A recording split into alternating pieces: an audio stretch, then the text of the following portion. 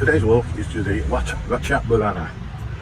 This temple complex, because it's also a little palace, was actually built around about the 1400s, so it's about 600 odd years old.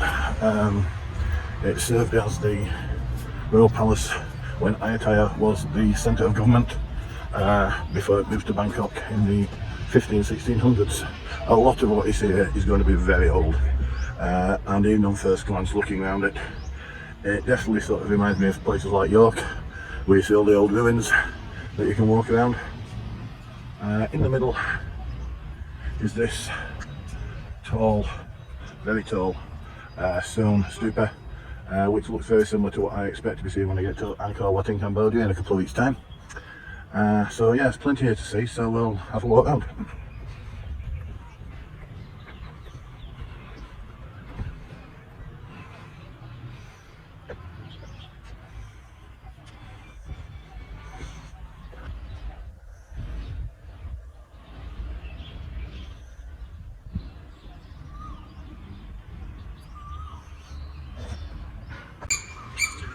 I don't know if you can see, but they are actually leaning over.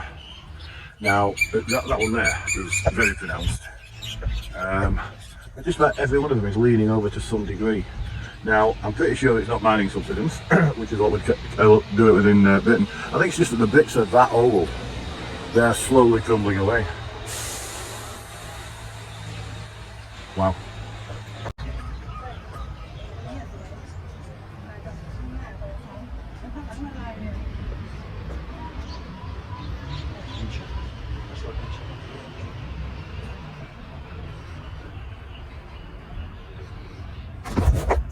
Now, as the guide said, it's set out a bit like a cloister, and yes, parts of this do remind me of Kirkstall Abbey and places like that.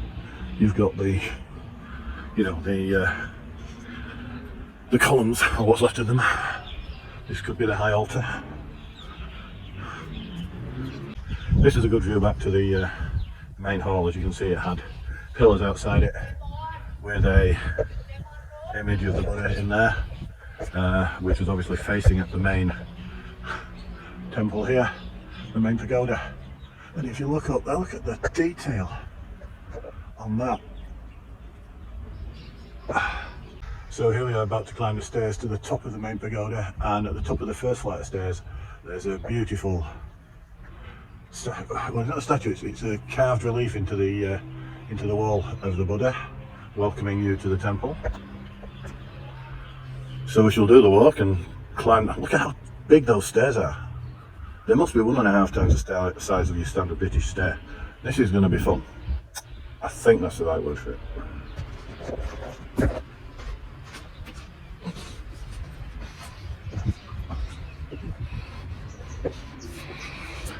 And they're even bigger here.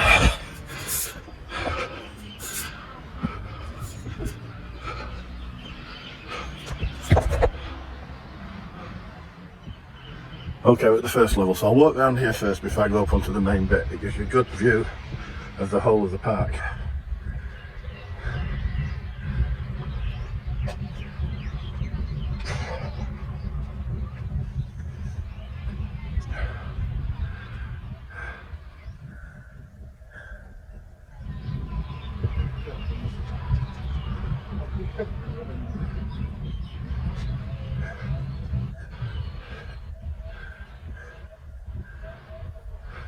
The last staircase to climb.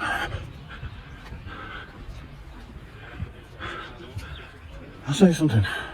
The Thai people are generally 5 or 6 inches smaller than us Westerners. They're about 5'6", 5'7" at the most, which makes you wonder why they made the steps so big. It's obviously a big climb.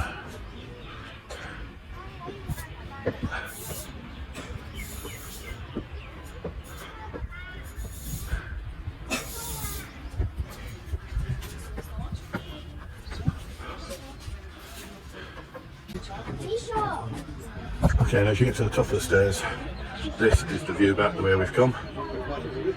A long way down, back to the entrance. But when you turn around, and it is wonderfully cool in here, you can go actually, there's no way down the stairs, that's obviously to the tombs and everything else. But you walk in here and it is unbelievably cool.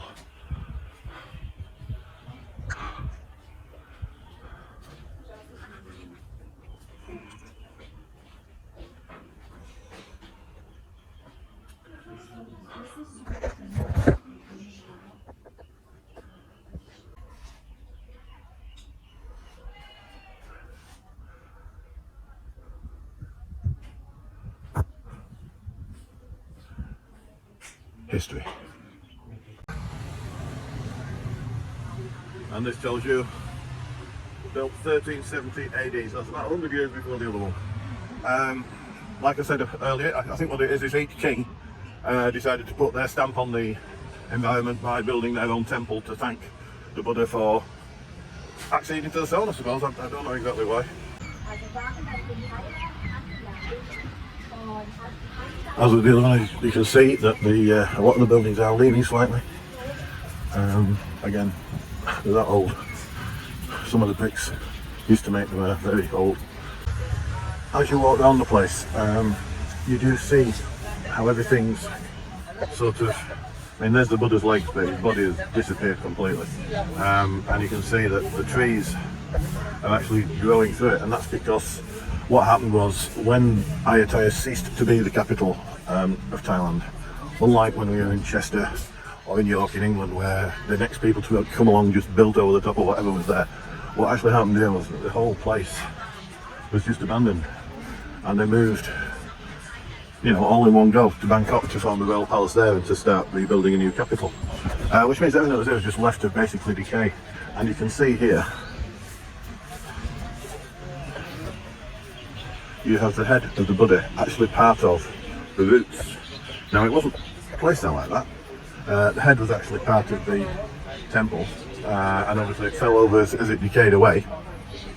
And then as the tree grew, the roots grew around it, and it's been growing up ever since.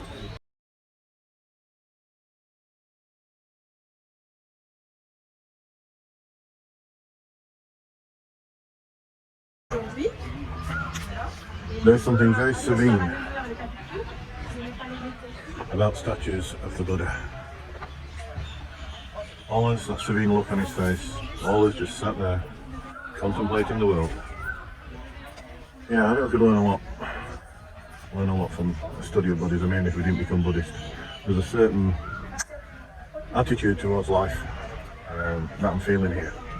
A bit like when I was in India with the Hindus, definitely here with the Buddhists, you get a different perspective on what we do on this planet. So yeah, live and learn. That over there is the one I went to earlier. As you can see, it's a full pagoda all the way to the top.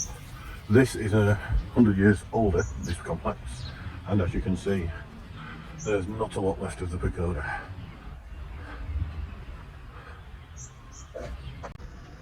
As we approach the end of this row, there is a virtually complete Buddha statue here. We are missing the head, and we are missing the pose for the left arm, which, looking at it, is probably the one where the arm is cupped to receive gifts. It could even be that is the hand that should be here. It's about the same scale. When we come to the back end of the pagoda, there's a reconstructed full Buddha statue here.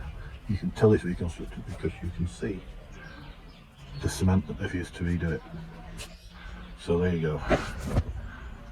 That's what they would look like if they did try to reconstruct them. And the question is, what is better? Do you leave them like this?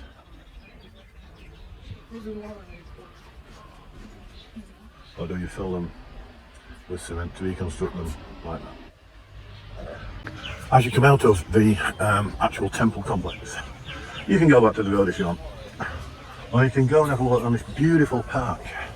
This is, go to the map, there's lots of these lakes at it, so we'll go and have a look.